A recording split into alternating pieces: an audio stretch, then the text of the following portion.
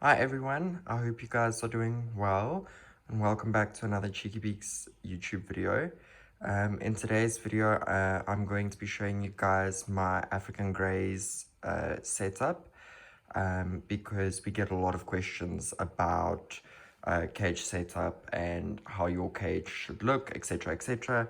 So yeah, also excuse that it's cut in half now, um, and the nails in the wall. Her cage isn't usually here, but for the purpose of the YouTube video, and you know, you guys seeing the cage, I had to move it to somewhere with like a solid color background. So I apologize for that, but yeah, so I'm going to show you guys everything that's in the cage, and kind of how I set up my cages. This would be something that's acceptable for any like medium-sized parrot, African grey or an eclectus or an Amazon, depending on the species. So yeah, the principles also stay the same depending on the species. It's just the size. You know, this concept stays the same, just gets larger for something like a macaw or whatever. So I'm going to get started on just showing you guys everything now. Okay, so taking a close look to the cage, it's a standard dome top cage. And yeah, there's not really a whole lot to say. The top can open, and it just has a door, and then it has 3 balls, which I can show you guys. It's just one for water, and then I have well, this one is empty, but this is the one that I put her chop in, and then this one is just for her pellets. And then I just use newspaper on the inside of my cage. I don't know, it works really well. There's a lot of feather dust and stuff. Down at the bottom still, I need to power wash this cage tomorrow sometime. So yeah, as far as what I use at the bottom of my cage, I just like to use newspaper, but we have a whole lot of Facebook articles covering different types of things that you can put at the bottom.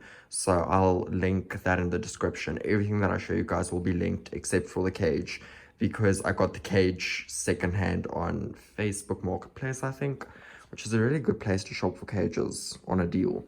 So starting off for the perches, sickle bush perches, these are quite worn out. I need to replace them soon, but it's still natural and still has a little bit of life left inside of it. So you have to always use natural perches because it's very good for their feet. You can never use dial perches. It's going to just cause so much damage. You know, the bird's feet need to be able to have different movements and sit in different positions. Otherwise, it's going to cause very big issues. So I just have some sickle bush perches. I love them. I have one on the side for the water ball as well. So that's the bottom perches. So for up here, I can show you, I have some grapevine perches, which is great because it has different sizes, so the bird's feet can kind of move around a bit. And then I have this very big perch. It goes like all the way, oh, if it can focus. It's from all the way there, and then it comes forward, kind of separating in here, different widths and sizes and stuff. Like this is, oh, you guys can't even see because the camera isn't focusing. You know, you can see that there's different widths, which is very, very important. And then I have another one up there, another little grapevine perch. I absolutely love grapevine perches because they have the different sizes, as I said. So for toys, I just have this this toy that I put in now. I don't know, it's just like lolly sticks with little beads in between. She's going to destroy this very quickly. This is not going to last long at all, but my African Grey absolutely loves toys. So yeah, she didn't like toys, but with time she got used to them. So don't be discouraged if your parrot doesn't like go for the toys from day one.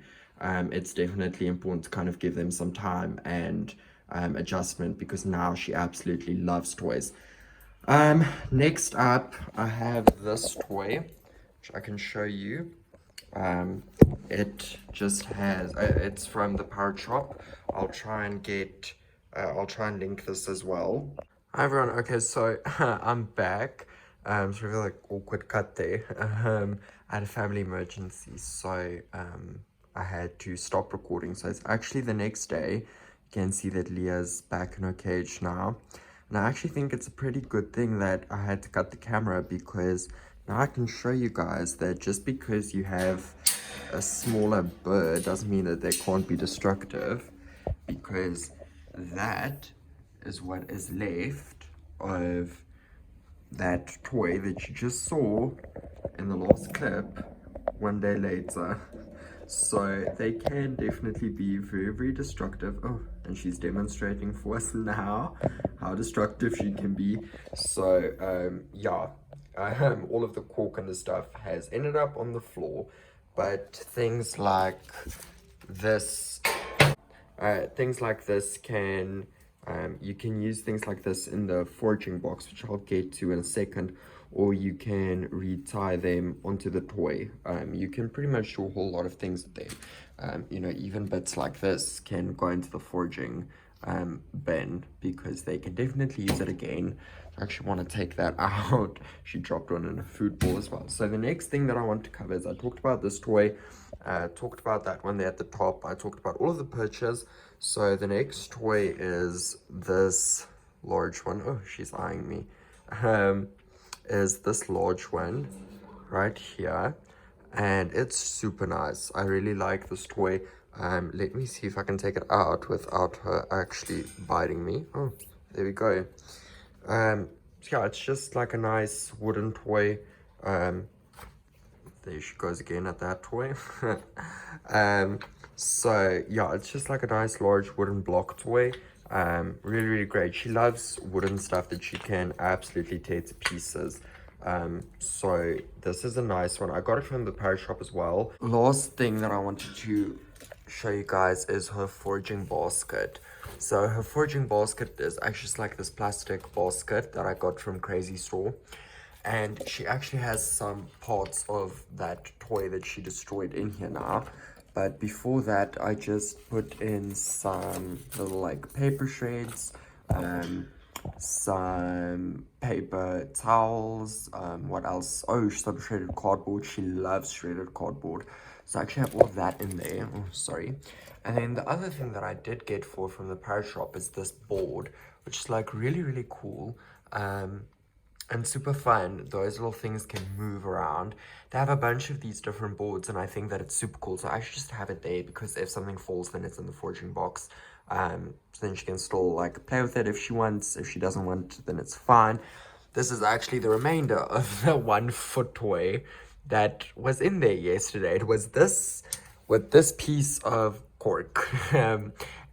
So yeah, that is what is left of her cage. So they can be very destructive, and that is completely fine, because that is the whole purpose of toys. It's supposed to keep your bird busy, and foraging and destroying is such a natural behavior for them, because in nature they spend their time going through trees and branches and picking stuff apart. So that is exactly what toys are supposed to do.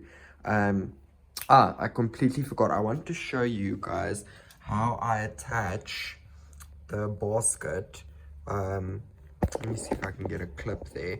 How I attach the basket, you can kind of see it right there. How I attach the basket. So basically, it's 2 slices of sickle bush that I cut. And then I basically just drill holes through them, and then I put in a little screw and then just tighten it. And that's how the basket sits. So, that's how I attach that. I almost completely forgot to put that in. So yeah, but that's kind of her cage overall. Really just very basic setup. I'm definitely getting some more things for down here. I'm not completely sure if I will, just because if she sits up there and she poops, then it may get in the way. So I may get like a ladder or something to put in there, you know, just kind of utilize the space, because realistically this is a whole bunch of space. If you look at like this pot that's set up, if I can put something down there, then that would be great as well, because then you know, you're just utilizing a lot of space in the cage, we actually have a Facebook post going up very soon about horizontal versus vertical cages, and I personally love horizontal cages because you can set them up a lot easier, but that's not the topic of today's video. So yeah, there will be a bunch of other videos coming soon, different types of cool stuff. But yeah, I hope that this has given you guys a good idea of how to set up your parrot cage and kind of what we expect from our adopters when they do apply to get a bird from us. And then we will have all of the links in the description for anything that you guys may want from here. And if you do want to donate to our rescue, all of that info will be linked down below as well with our social media and all of that fun stuff. So I hope that you guys have enjoyed this video, and I will see you guys in the next one.